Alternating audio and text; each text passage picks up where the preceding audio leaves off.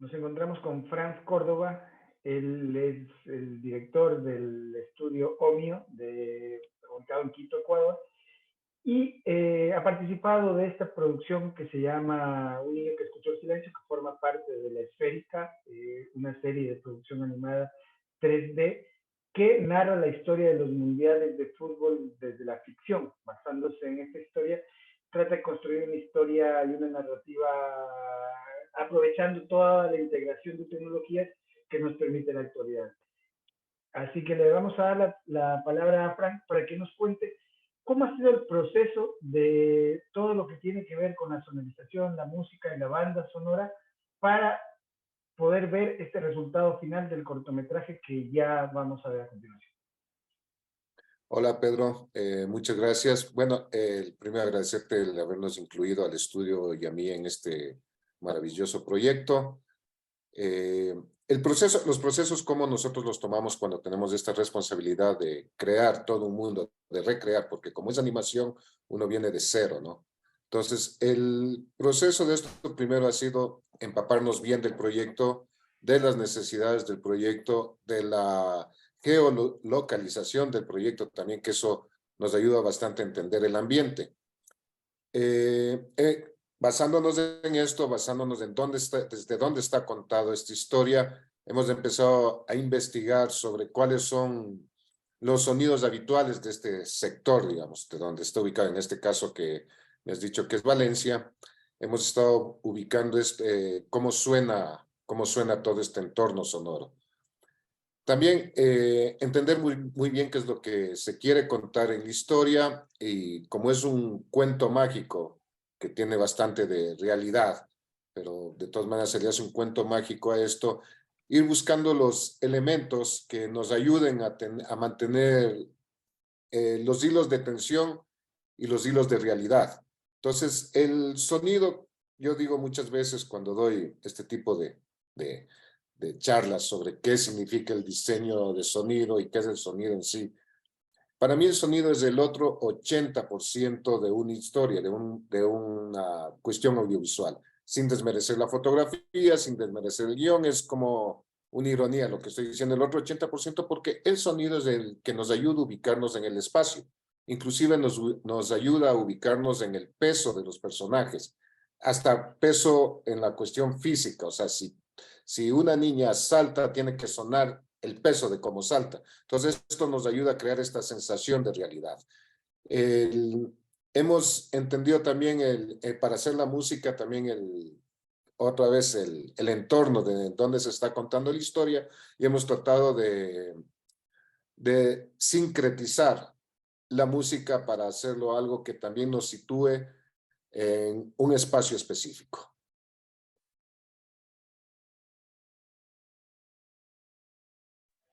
Franz, además de esta parte de la sonorización en la Albufera de Valencia y de ya poder ubicarnos en el espacio, viene la otra parte que tiene que ver con la musicalización. ¿Cómo se trabajó con la musicalización?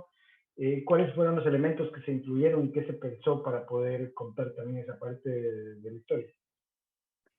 Bueno, la musicalización y sonorización. Bueno, tenemos dos partes, ¿no? La primera, que es la musicalización, que como te dije es de música un poco sincrética alrededor de lo que es España, alrededor de lo que es la rumba, sin caer en el folclorismo, sino que suene más universal que local, tratando de lograr eso en cuanto a la música. En cuanto a la sonorización, lo que más nos tomó, digamos, en lo que más tratamos de trabajar es en la vida propia que tiene la esfera, darle su propio sonido, porque la esfera es la parte principal. Claro, hay personajes, pero la esfera es la parte principal en donde se basa toda esta historia o todas estas historias, y hemos tratado de buscarle su propia sonoridad. Eso quiere decir que en base a lo que nos cuenta el guión, en base a lo que nosotros entendemos del guión y la percepción que tenemos de este personaje que es la esfera, hemos ido creándole su propia sonoridad, poniéndole, ¿cómo te puedo decir? Todo ese misticismo, este aura mística que debe tener este personaje, al igual que un peso, ¿no? Un peso sonoro, que sabemos que la esfera no puede aparecer en plano, pero si la escuchamos sabemos que está ahí, tratando de que siempre un sonido nos vuelva característico a este personaje, a pesar de lo que digo, a pesar de que no esté en plano, si ya lo escuchamos de esto sabemos que está ahí.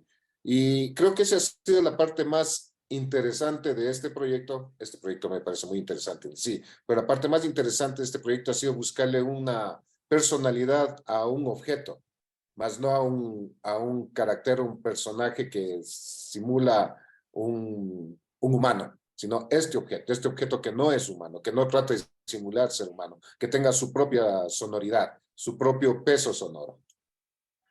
En cuanto a los personajes y el casting, ¿cómo se trabajó? ¿Cómo es el proceso que se sigue comúnmente para poder construir estos personajes?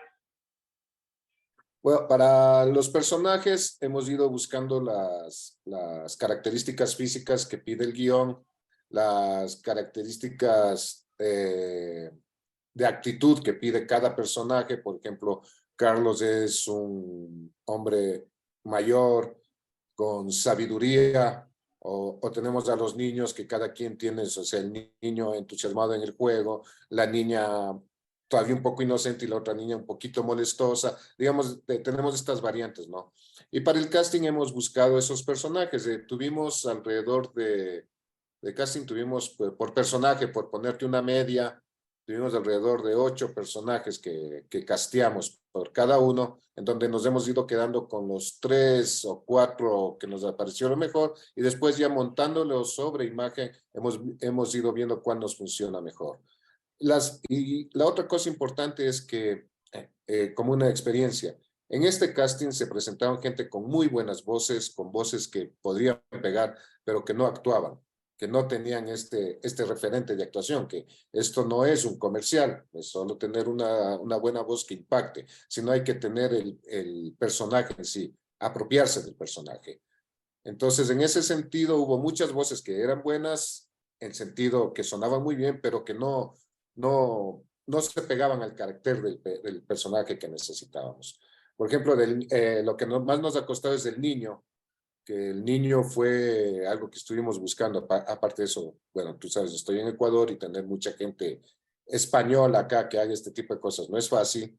Entonces hemos estado buscando, la directora de casting se encargó de buscar esto por todo lado, y hasta que encontramos el niño preciso que era que nos daba con el personaje, o sea, tenía todas las actitudes de voz y caracterización y actuación, o sea, estas actitudes lúdicas que necesitábamos para eso. Entonces, esto es muy importante buscar cuando es este tipo de proyectos de animación, que necesitamos gente que también sepa actuar, que sea actores de doblaje.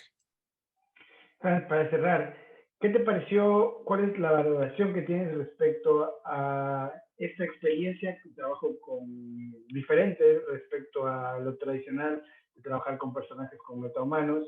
Entiendo que ya estás acostumbrado al trabajo deslocalizado también y a todo este proceso de trabajar desde varios lados y sentir que al final se puede construir estas nuevas narrativas que nos dan como resultado este tipo de producciones como El niño que escuchó el silencio. Bueno, este proyecto me ha parecido muy interesante y para mí una nueva experiencia y un nuevo reto, porque no había, he trabajado antes con proyectos de animación, pero no a este sentido de metahumanos, que ya cambia en el sentido de la sonoridad también, porque ya no estamos caricaturizando un personaje, estamos tratando de que sea lo más real y humano posible. Entonces, interesantísimo, interesantísimo, me ha gustado bastante, como te dije, es un reto, el producto es algo muy bueno, o sea, con calidad de que se puede plantear esto a nivel mundial, que ya se puede competir en otros campos, en otros parámetros de la animación. Y no, toda esta experiencia ha sido muy emotiva, como te dije, un reto. Acá en el estudio tenemos ahí la frase que dice, nos gustan los retos, porque es una cuestión más de empezar a buscar más, qué más se puede hacer, o sea, la evolución orgánica de la tecnología, en la que estamos tratando nosotros también de apoyarnos y apoyar a que esto suceda. Muchas gracias. Un placer trabajar contigo y esperamos trabajar en la serie ya, que la sexta crezca y que exista la posibilidad de desarrollar esa primera temporada. Hasta pronto, hasta siempre. Hasta luego, muchas gracias. Y la serie va adelante, de eso estoy muy seguro. Está muy buena. Saludos.